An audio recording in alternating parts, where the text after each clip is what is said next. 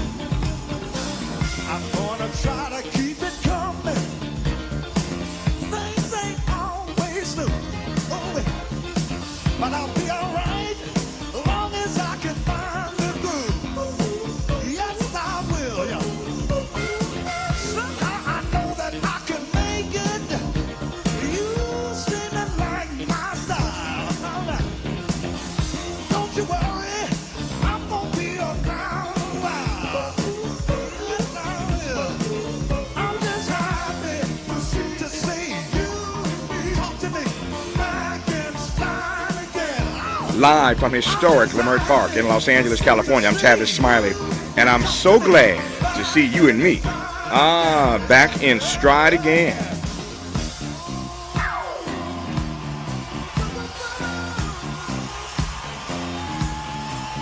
Before we get started with today's show, let me invite you to follow me on Facebook and Instagram at The Real Tavis Smiley and get updates on X, that's formerly Twitter, at Tavis Smiley. By the way, should you miss any part of today's program or want to catch up on previous shows, you can always visit thetavisSmileyShow.com. That's thetavisSmileyShow.com, or wherever you get your podcast, and listen to the Tavis Smiley podcast version of this live program at your leisure.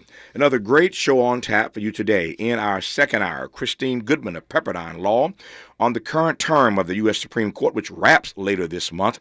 President Trump is on a winning streak of late, getting quick assistance from SCOTUS after lower courts have put the brakes on his policies. We'll talk about this term coming to an end in just a few days with Christine Goodman of Pepperdine Law in hour two. In our third hour, troublesome. Troublesome 1996. Let it be known, boss of all bosses.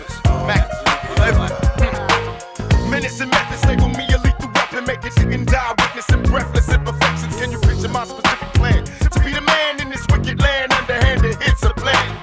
Scams are plotted. Hour 3 today is all about Tupac as we celebrate the late artist's birthday weekend. We will talk with Dean Van Wyn about his new book, Words for My Comrades, a political history of Tupac Shakur. And we'll be joined live in studio by Pac's stepbrother, Mopreme Shakur. It's all about Tupac in our third hour. And since we're talking about Tupac on his birthday weekend, all 3 hours today, as we continue to celebrate June as Black Music Month, will be some of the best of Tupac today on Tavis Smiley. In this first hour, though, let's talk politics with the National Affairs Correspondent for The Nation magazine, John Nichols. John Nichols, how are you today, my friend? I am personally very good, although I do worry about my country some. Yeah. That makes two of us, and for that matter, all the folk listening right about now that makes a few million of us, I suspect, listening right about now who are concerned about our country. Let me start with this, and I want to ask again just a broad question for starters, and we'll let it do what it do as we move through this hour here. But just a broad question. As the National Affairs Correspondent for The Nation, I've been reading some of what you've been writing. What frame are you in when it comes to what's happening right now in Los Angeles, and not just in L.A., but again, these protests are growing across the country. How are you reading this moment with regard to that? And I'll jump from there, John. Well, I'm reading at many levels. As you well know, today is the anniversary of the assassination of Medgar Evers. Mm-hmm. I'm going there.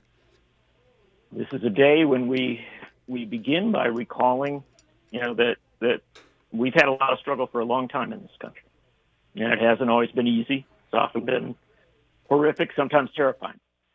And this is also the day before, or a couple days before, the No Kings demonstrations, which will take place literally from the tip of Maine all the way down to City Hall in Los Angeles. Mm-hmm. And so we know that we're in a time of great churn, of great passions in a lot of different directions. And I think it's very easy to get discouraged. It's very easy to be overwhelmed, to look at what's going on in Washington, to look at what the constant theater of Donald Trump.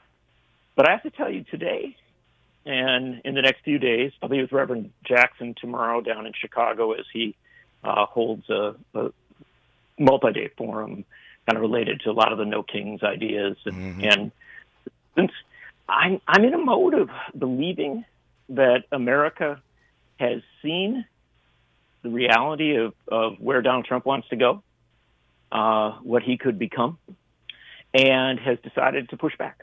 And it's pushing back in many ways. Some of it we may celebrate, some of it we may be frustrated by.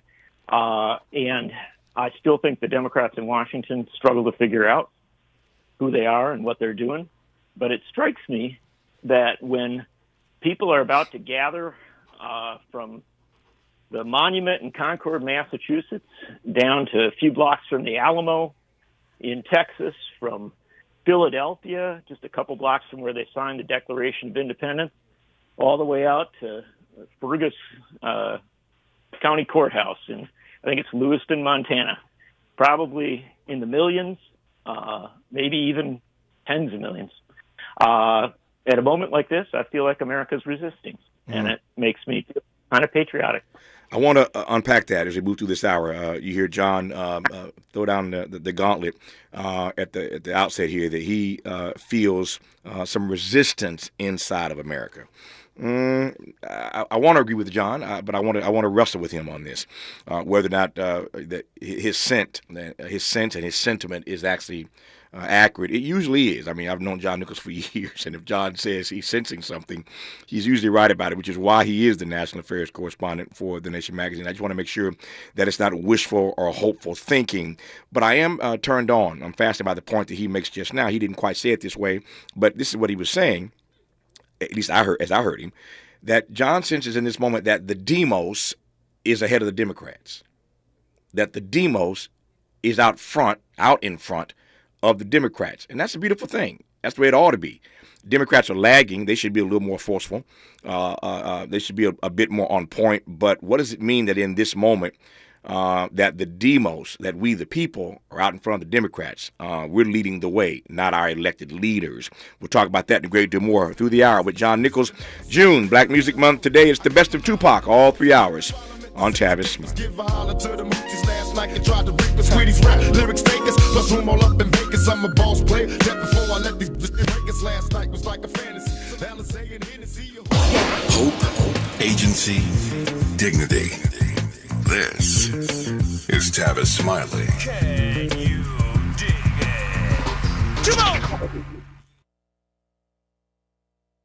Make a move into a home of your own. With City National Bank's Ladder Up Home Loan Grant, you could receive up to $20,000 that you never need to pay back. Use it toward your down payment, save on closing costs, or to buy down your mortgage rate. Find out more at cnb.com/ladderuphome. City National, here for every stage of the journey. Property must be in a qualifying market in California, New York, or New Jersey. Additional terms and conditions apply. Not all applicants will qualify. Terms are subject to change without notice. City National Bank is an equal housing lender. Member FDIC. NMLS number 536994. 1 2 1 2 1 2 1 2. You ready? Somebody make some noise in this joint. KBLA Talk 1580 celebrates its 4th anniversary this year on Juneteenth. Here we go again.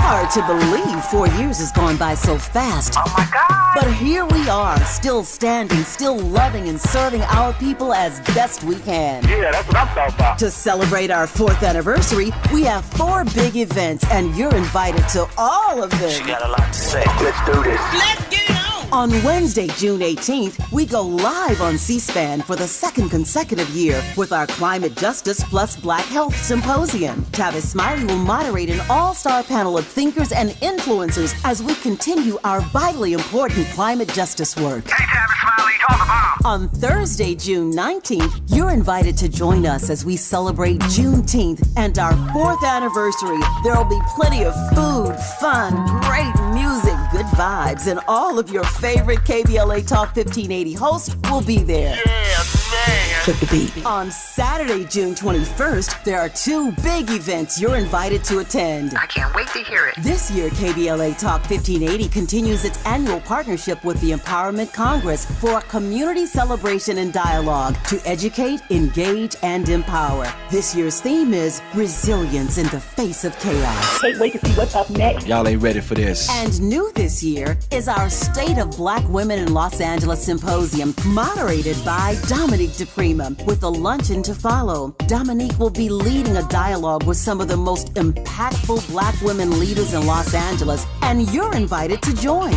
This is it. All of these events are free, but seating is limited, so you must register in advance at our KBLA1580.com website, where you can find all the details you need about each event. Check it out. It's our 4th anniversary, and we would love to celebrate it with you. I love you guys so much. There's nothing you can do about it. We're KBLA Talk 1580. The only black talk radio station west of the Mississippi. Thank you for having our black. Happy anniversary, KBLA! Love you. Looking for a purposeful and passionate way to make a difference in your community? Volunteer with our Senior Medicare Patrol and help prevent Medicare fraud. S&P volunteers work in their community educating peers about healthcare fraud and how to prevent and detect it. Free training starts soon. Check us out online or at an S&P open house near you. We're on a mission to stop fraud. Join our team. You make a difference. Visit casmpvolunteer.org. Protect yourself from Medicare card scams. Scammers may call, email, or even knock on your door claiming they need your Medicare info, asking for money or threatening to cancel your benefits. Don't fall for it. It's a scam. Remember, Medicare doesn't need to verify your information. They already have it. Medicare won't charge you for a new card and will never threaten to cancel benefits. Check your Medicare statements for suspicious charges and report scams to the California Senior Medicare Patrol at 1-855-613-7080. We're here to help.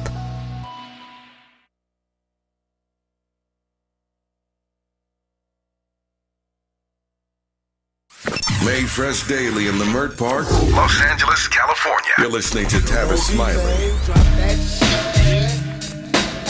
You know what time it is, yeah.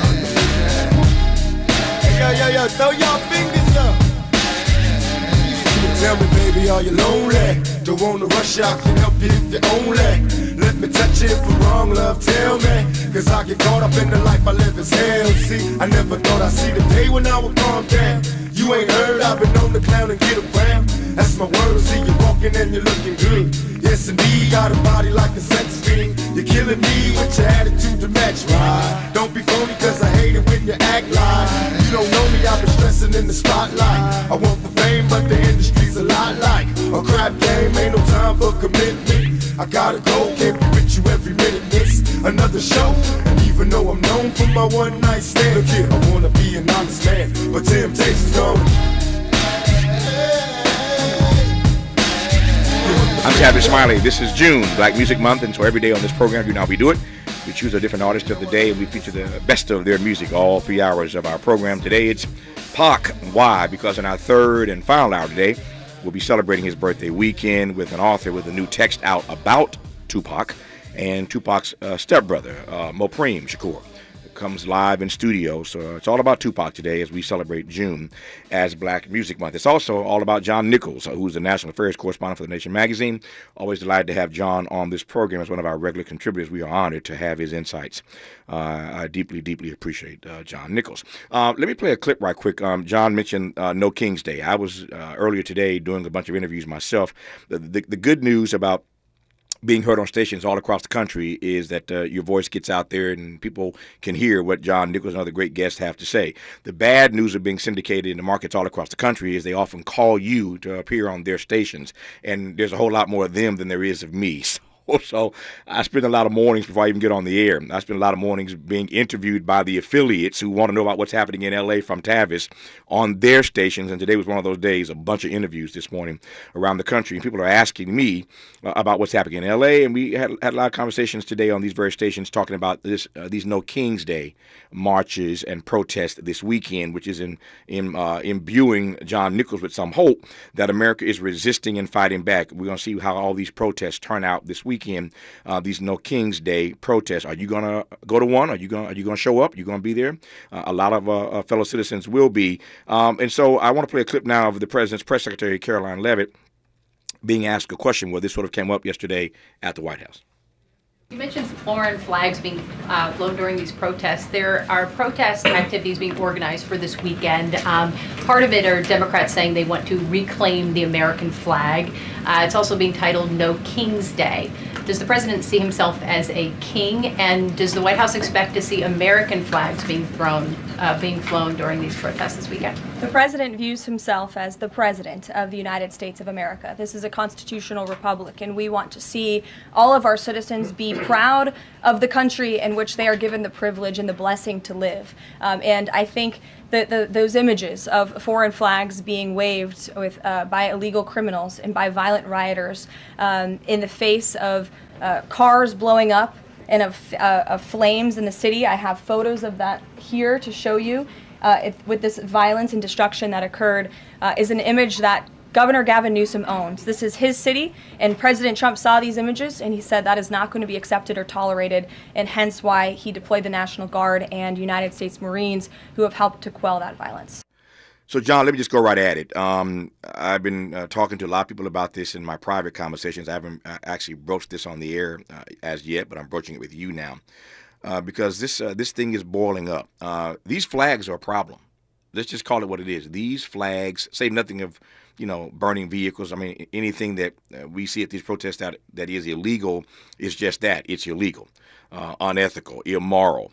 The flags are a choice. And I understand having pride in the nation of your birth. I ain't got a problem with that. But when you're protesting ICE raids in this country, and you see all these flags being waved, it's problematic on a number of different fronts. You're a bright guy. I ain't got to explain that to you.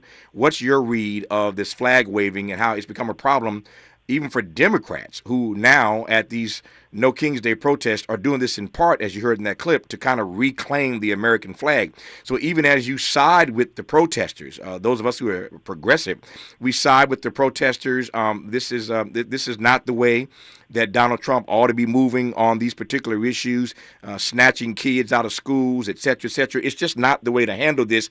And yet we're giving them, it seems to me, some ammunition with all this flag waving. And a lot of Americans, even again, those who support these protesters, have a problem with that particular issue. How does John Nichols read it? Well, you saw how the press secretary rushed to that point. Exactly. Right? And she was doing it not because it's a particularly big deal. Although you're pointing out concerns about images and things like that are relevant to debate. Mm-hmm. But she was doing that because she wanted to get off the fact that there are going to be millions of American flags flying this weekend at protests against Donald Trump, mm-hmm. right? And so she wants to divert attention. And I guess the thing I would say is this: look, I'm not going to tell anybody how to protest, because I've covered protests, it's for so long now, Tavis, that I go back to all kinds of protests that I didn't think were going to work, right? Mm-hmm. And succeeded in ways that I didn't expect. And so I've learned a lot along the way. And so I won't tell anybody what to do. But what I will say is this. We live in an era where people in power are more interested in creating a argument, more interested in framing things in a way that they think will move poll numbers, or that they think will influence the process, than they are in actually governing or certainly in reconciling the American people.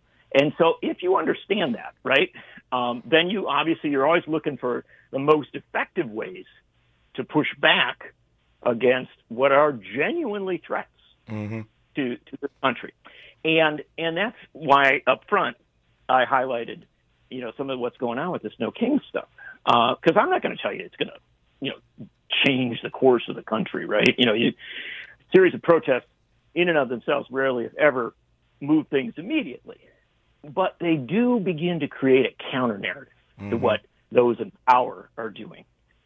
We know, and it's some amazing polling we've seen recently that says was that at the time of the March on Washington in 1963, vast majority of Americans appear to think it was a bad idea, or at least an unsettling idea, right? They were ill at ease with much of what the civil rights movement was doing. Now, in hindsight, everybody says, well, it's a great thing, right? It was wonderful. And similarly, you saw that with many other protest movements throughout history. What I will tell you right now, and this is the heart of the matter, we are at a moment where there is a great wrestling over, how to define America, who we are, what we are, where we're headed, stuff like that.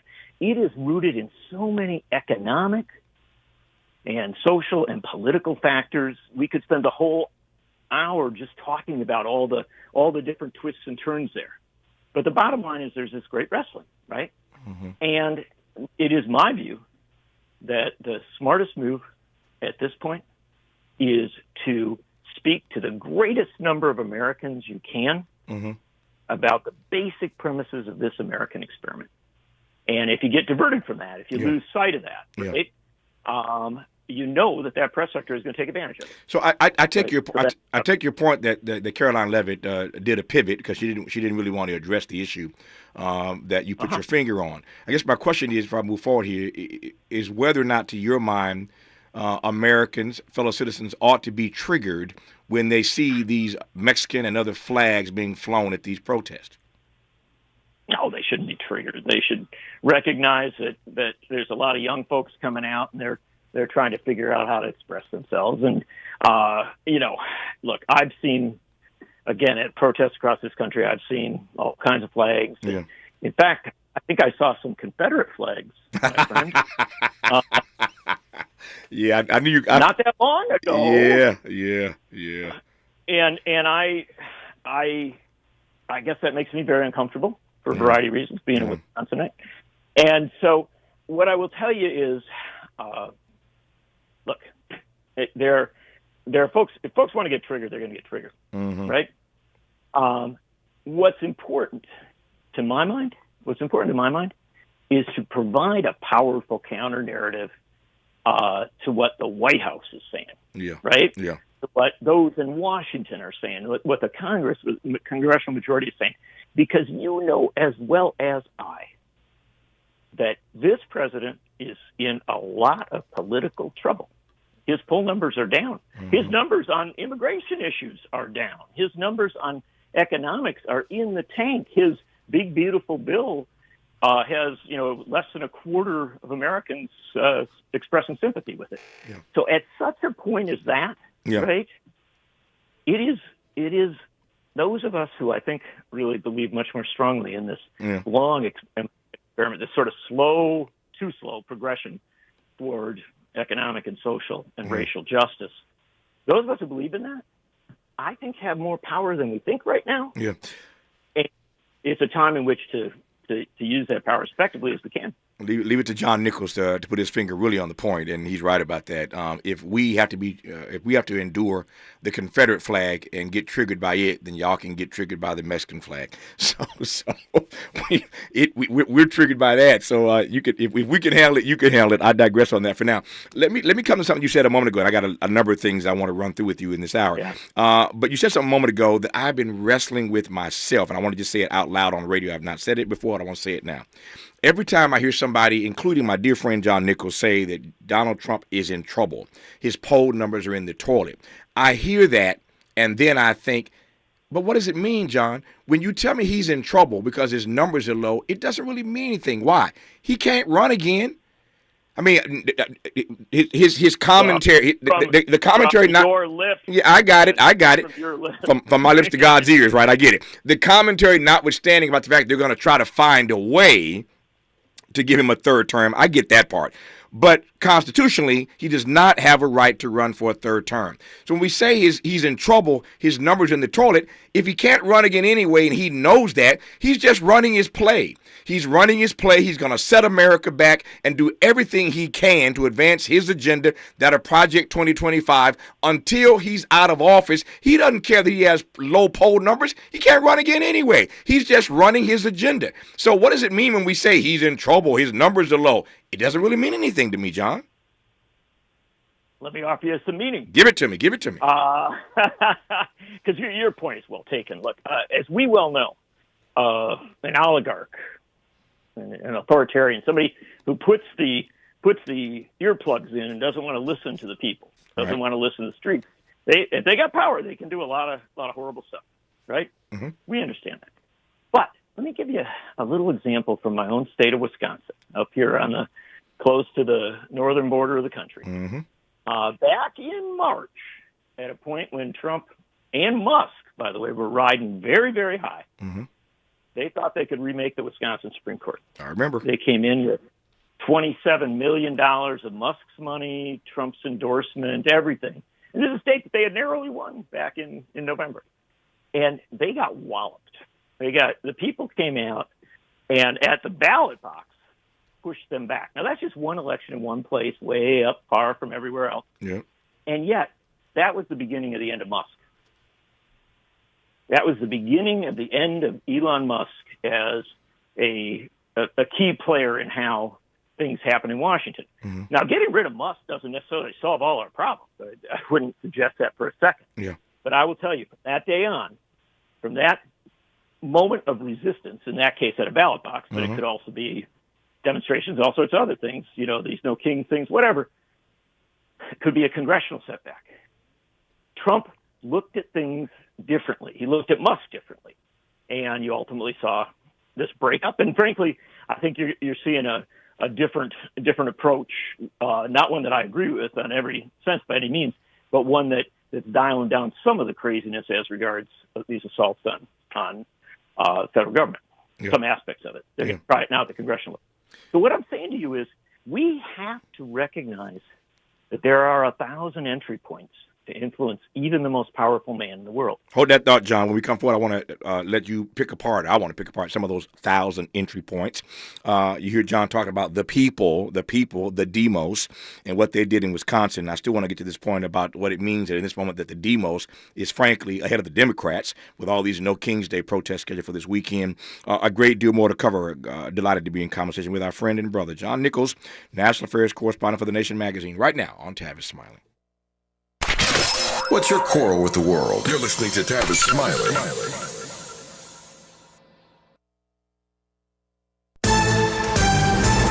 I'm Bree Wood with BIN News Now. President Trump hosts the annual congressional picnic today, but Senator Rand Paul says he was uninvited.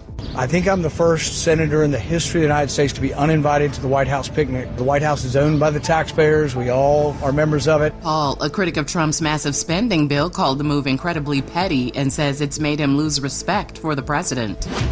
R. Kelly's lawyers are asking President Trump to release him from prison, claiming officials plotted to have him killed by a neo-Nazi inmate. The singer's attorneys say Kelly's life is in danger and is seeking home detention instead of his 30-year sentence.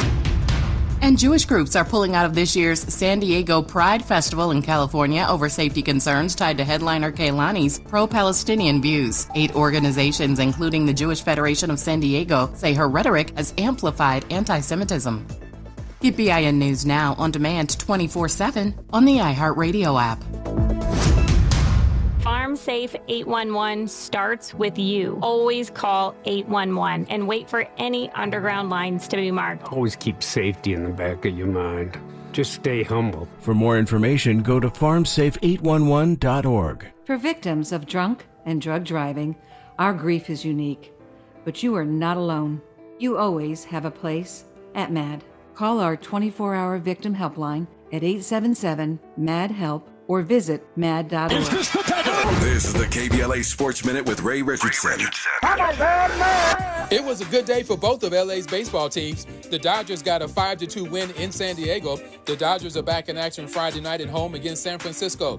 The Angels beat Oakland 6-5 to complete a 3-game sweep. 3rd straight win for the Angels and their 7th straight win over Oakland. The Angels start a 7-game road trip Friday night in Baltimore. The Indiana Pacers are up 2-1 in the NBA Finals. They beat the Oklahoma City Thunder 116-107. A game-high 27 points off the bench for Pacers backup guard Benedict Mathurin. The Pacers bench outscored OKC's bench 49-18. Game 4 is Friday night in Indianapolis. Florida A&M Athletic Director Angela Suggs was placed on administrative leave with pay. Suggs is facing felony charges for allegedly running up $24,000 in personal charges on a company credit card at a previous job. No debates, no speculation, just the info you need. That's your KBLA Sports Minute. I'm Ray Richardson on KBLA Talk 1580. We've got a lot to talk about. Hi, I'm Zoe Williams, a.k.a. the Voice of Reason, encouraging you to join me weekdays from 7 to 9 p.m. for the world's most intriguing relationship radio roundtable. Every night, I facilitate and encourage our loyal listeners to participate in the most engaging relationship discussions you'll hear anywhere. So make it a point to rendezvous with me, Zoe Williams, the Voice of Reason, Monday through Friday, 7 to 9 p.m. Pacific Standard Time. Trust me, your relationships will never be the same. The VOR is on fire tonight. Unapologetically progressive. KBLA Talk 1580. We've got your black.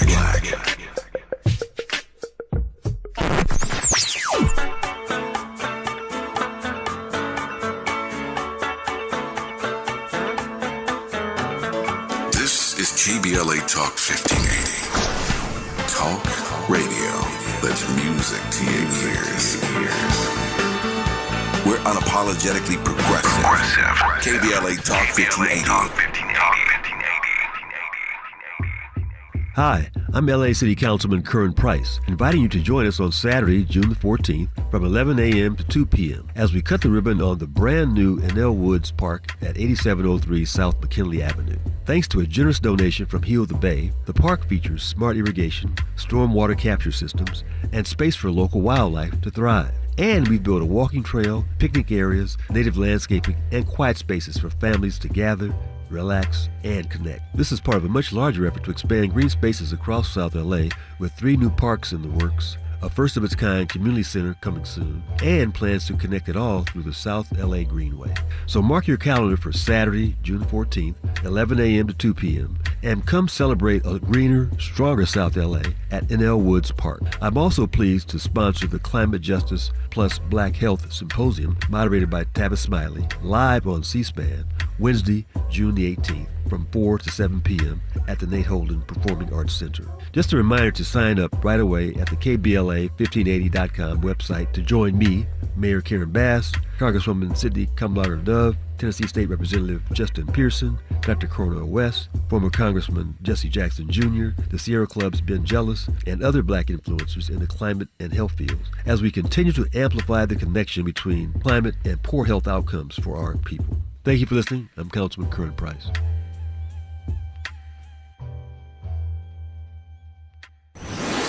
Let's get back to more of this rich dialogue with Tavis Smiley. My godson Elijah and a little girl named Corinne.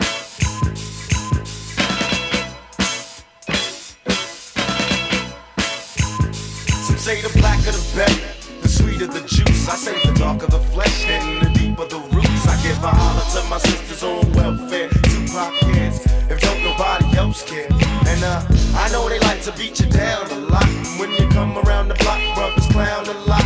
Please don't cry, dry your eyes, never let up. Forgive, but don't forget, girl, keep your head up. And when he tells you you ain't nothing, don't believe him. And if you can't learn to love you, you should leave him. Cause sister, you don't need him. And I ain't trying to gas you up, I just call him how I see him. You know what makes me unhappy? That when brothers make babies and leave a young mother to be a pastor. And since we all came from a woman, got our name from a woman, and I came from a woman. I wonder why we take from our women, why we rape our women, do we hate our women? I think it's time to kill for our women, time to heal our women, be real to our women. And if we don't, we'll have a race of babies that will hate the ladies that make the babies. And since a man can't make one, he has no right to tell a woman when and where to create one. So will the real men get up? I know you're fed up, ladies, but keep your head up. I guess that's Tupac's message right now to Democrats and immigrants and progressives and at least half of America who did not vote for Donald Trump. Keep your head up. Thank you, Tupac. We're going to celebrate Tupac in our third and final hour today on his birthday weekend.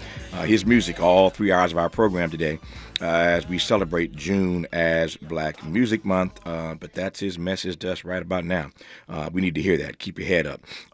John Nichols, our guest in this hour, National Affairs Correspondent for The Nation magazine, says he senses a moment of resistance right now in America. So let me just jump right in and cover a few more things with you between now and the top of the hour. How are you reading in this moment? Because you said it. I'm really just following you and framing it as best I can. But to my mind, the demos is ahead of the Democrats. How do I read that, John Nichols?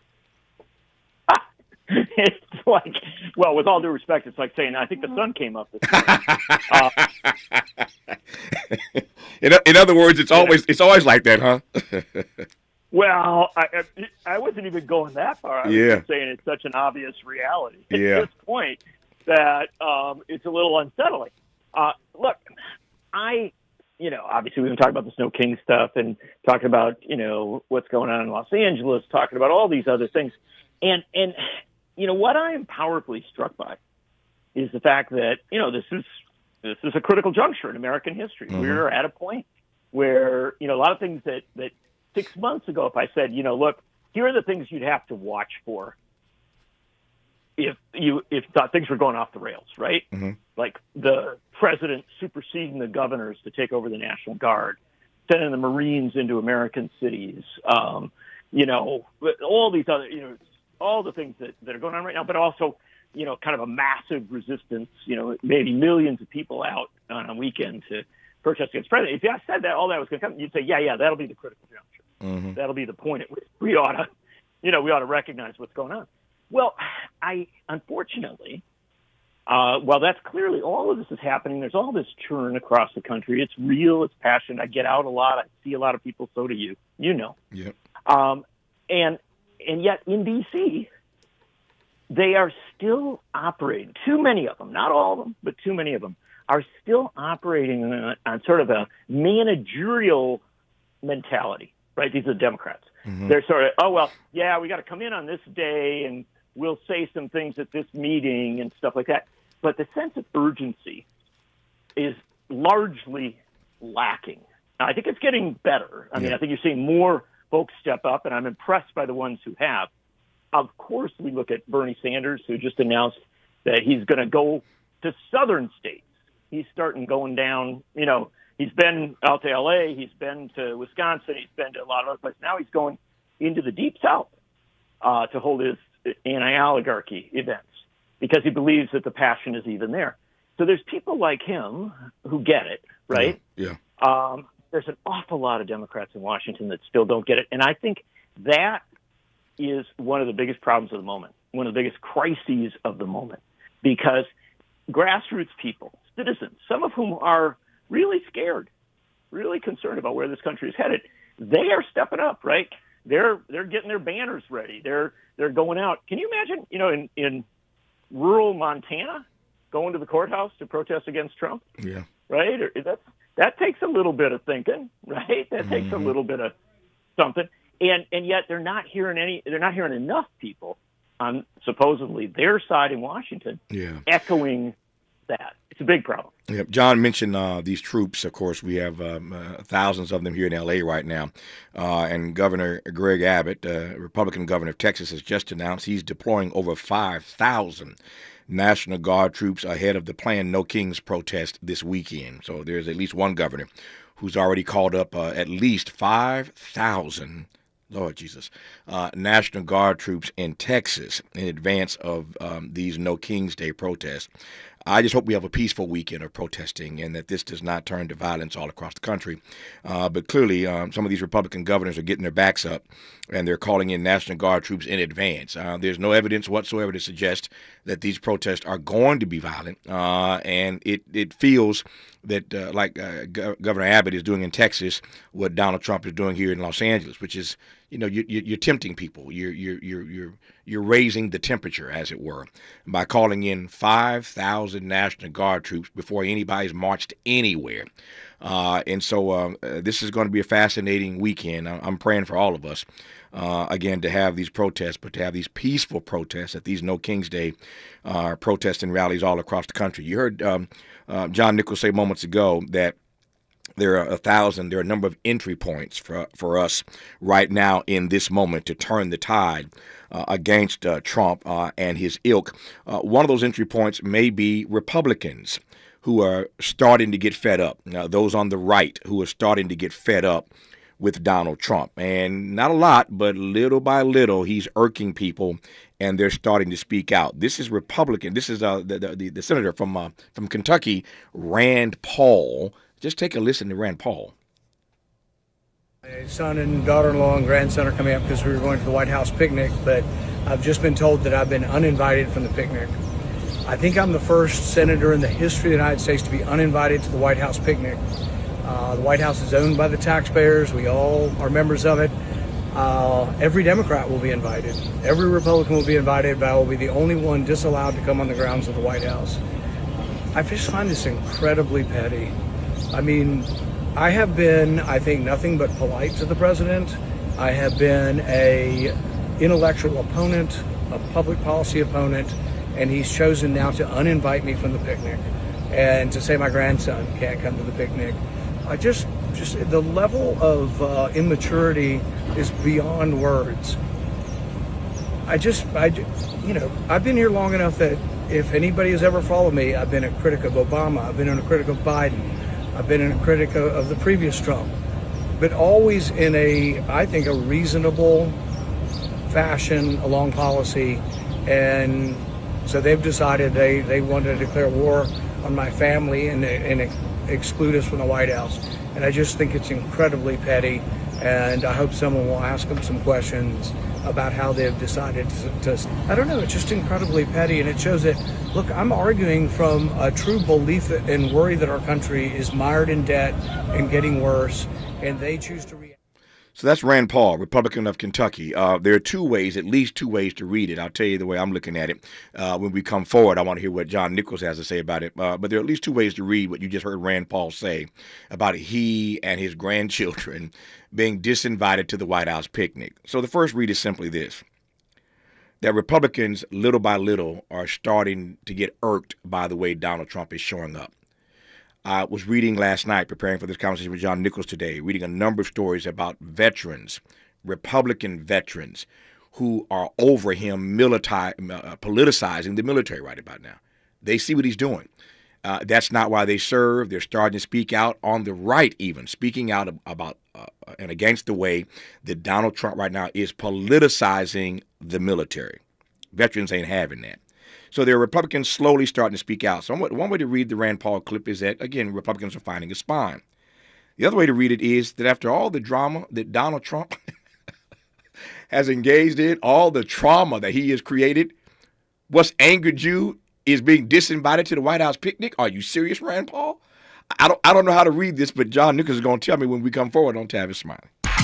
Interrogating and unpacking. That's what we do around here. You're listening to Tavis Smiley. We ask seniors how to prevent Medicare scams. My best advice, if you get a phone call, do not talk to the person. These people are well-trained. Don't talk to them. They don't know me. They're just trying to scam me. Don't be fooled. Hang up. Just hang up. Never give out your Medicare number. They're going to get your number to put in a false claim. If I get a call from someone, I don't pick up the phone. And should I pick up the phone and they ask for information, then I hang up. How do you detect Medicare fraud? Just like I check my credit card statements, I check my Medicare statements monthly. Scammers can get a hold of your number, order medical devices through your account, and you're not even going to know about it if you don't look at your statement. Check your statement every month. If you get your statement and you see something that you know you did not have done, you report it. Call your senior Medicare Patrol. To report Medicare fraud, call the Senior Medicare Patrol at 855-613-7080. KBLA Talk 1580. We've got a lot to talk about. KBLA Talk 1580 is committed to self-care and community well-being. Walk Good LA was formed in June 2020, inspired by the Black Lives Matter movement and the beginning stages of the COVID-19 pandemic. What began as a few minutes of breath work and yoga meditation before protests against police brutality turned into a safe space for the community to heal in hard times. The immensely positive response from the community transformed the momentum into a movement. Today, Walk Good LA is a Black and brown-led community wellness organization based in Los Angeles. They provide spaces for healing through community yoga classes, guided meditations, hikes, run clubs, and other activations throughout Los Angeles that attract hundreds of members weekly. With the help of Propel and Michael B. Jordan, they now have a yoga and wellness studio in Los Angeles called the Walk Good Yard. To join their mailing list and connect with healing spaces, please visit walkgoodla.org. That's walkgoodla.org. Or find them on Instagram at walkgoodla. This is a community call to action, a community call to healing from KBLA Talk 1580. Catch Prep is now enrolling for summer credit recovery in fall 2025. As South Los Angeles' top-performing high school in English, math, and college access, Catch Prep is welcoming all 9th through 12th graders to enroll now. Catch Prep offers a small, supportive, and safe learning environment to help all students succeed, so that all students feel valued, respected, and motivated to reach their full potential. For the past 20 years, Catch Prep has helped more students of color gain admission to top-tier universities, with our graduating seniors earning a total of $3 million in scholarships, more than any other school in Los Angeles. We are dedicated to helping all students turn your college dreams into reality. Catch Prep is now enrolling. Visit us online at catchhighschool.com or call 323-293-3917. Spaces limited. Please enroll now for summer credit recovery and fall 2025. Call 323-293-3917 or enroll today at catchhighschool.com.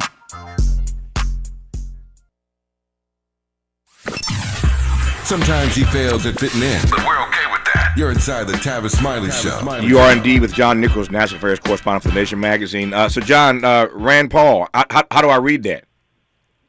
I think both readings are right. Here's the bottom line. You would have liked that he might have stepped up this aggressively a little before the picnic, his invitation. Yeah. Come on. But by the same token, if you cut away all the kind of fretting about whether his grandkid's going to get to hang out on the grounds of the White House, you get to the willingness to actually speak up. And I have to tell you, in the Republican Party today, that's rare. Mm-hmm. Even that level. And that's why we're talking about it. That's why it got noticed. And I think that we are wise to lift these statements up, right? To take note of them, not to embrace them and say, "Oh my gosh, what a courageous thing," but to note those fissures, those points where Republicans are speaking up. It's going to be a lot more important when they come to voting on big bills. And Paul, to his credit, has indicated that he may oppose the president on the big beautiful bill. That's much more significant. Now, let me ask you a question. I know you always ask the questions, but let me ask you just a simple question. What is up with Republican governors across this country? I know you just talked about Abbott, but with all of these Republican governors across this country, when you see the president of the United States taking away the authority, the very well-established authority of governors, of a governor in California, but obviously by extension, potentially others, of governors to decide what is done in their state as regards putting armed individuals on their streets, armed military or National Guard, take it away. Every Democratic governor has said, that's going too far, that's wrong. Where are the Republican governors? Where is their, just basic conscience? They've sworn an oath to lead their states, right, and follow the national constitution and their state constitution, and yet somehow their loyalty is greater to Donald Trump. Yeah. I mean, that's the bigger question in this moment. No, it's a great question. No, it's a great question. Their fealty to Donald Trump is pretty obvious. The thing that is fascinated me about this, and let me just tee it up, and I'll get your take on it when we come forward here in our remaining moments with John Nichols. And I'm glad you raised this issue. The thing that's fascinated me is that Donald Trump and these Republicans are down with states' rights for everything. That's their agenda. Donald Trump and these Republicans are all about states' rights. And John is spot on. They're all about states' rights, except when those states' rights are being, when there's a U-turn, rather, on states' rights in blue states. So there are 4 states' rights in their states. They don't so much care about states' rights in blue states, and that's John's point. He's doing it to Gavin Newsom right now. But what happens when he does it in your state? So again, if they come for them by day, they're gonna come for you by night. So again, their loyalty, their fealty to Donald Trump is pretty clear.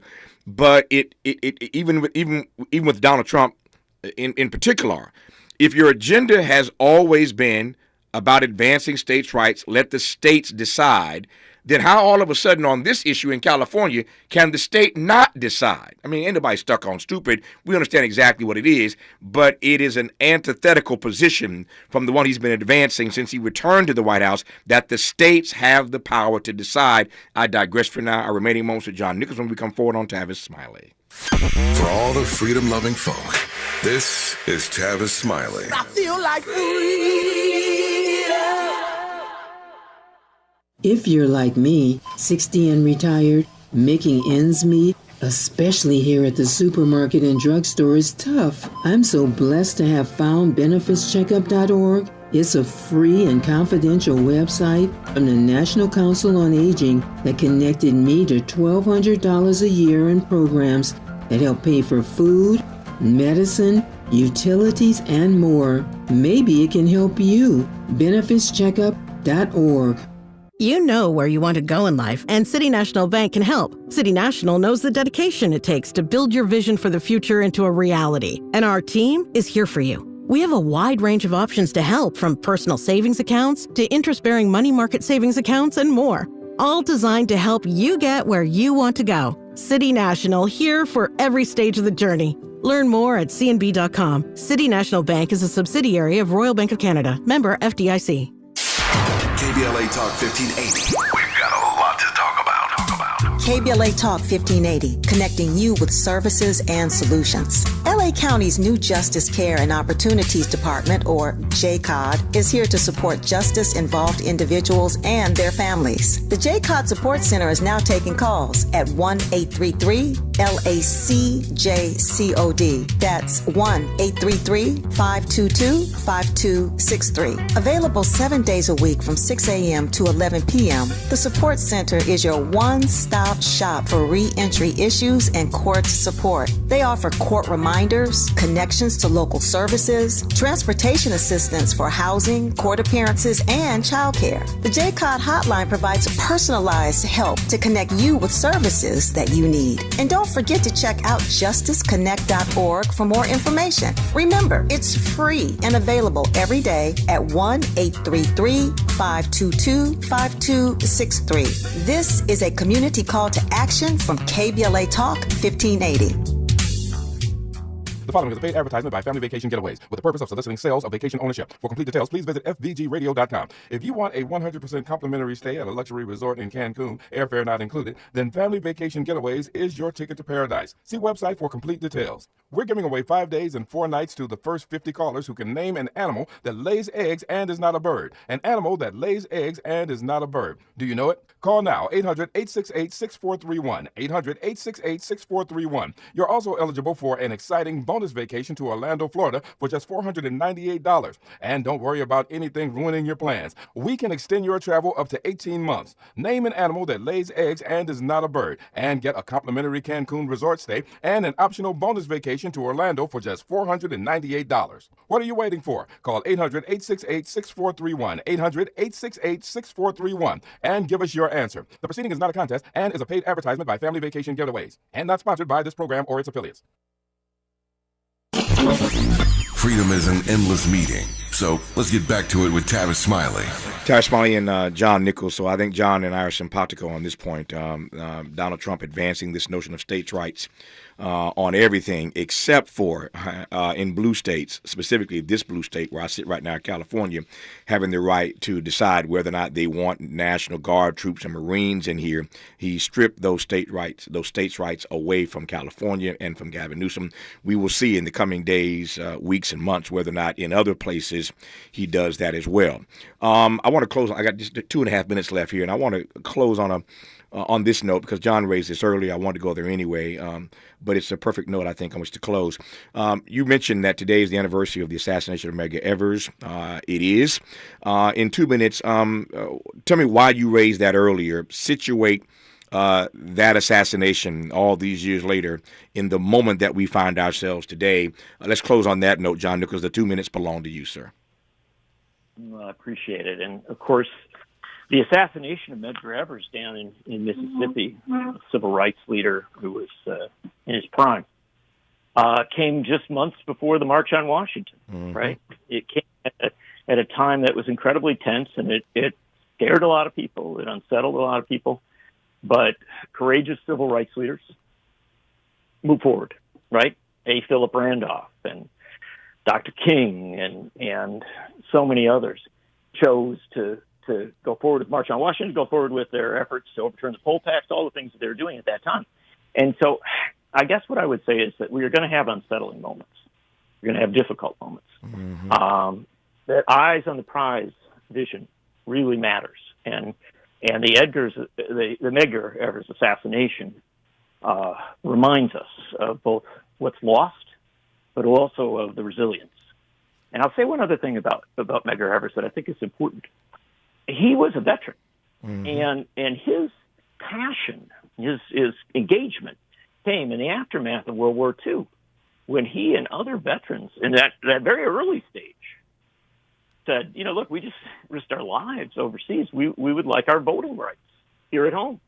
And I do think that that's a deeply rooted part of the American story that we should never forget, that our civil rights movement was inspired by people, led in many cases by people who had risked their lives on behalf of a country that did not always respect or welcome them. And so I carry that forward into this moment. Nope.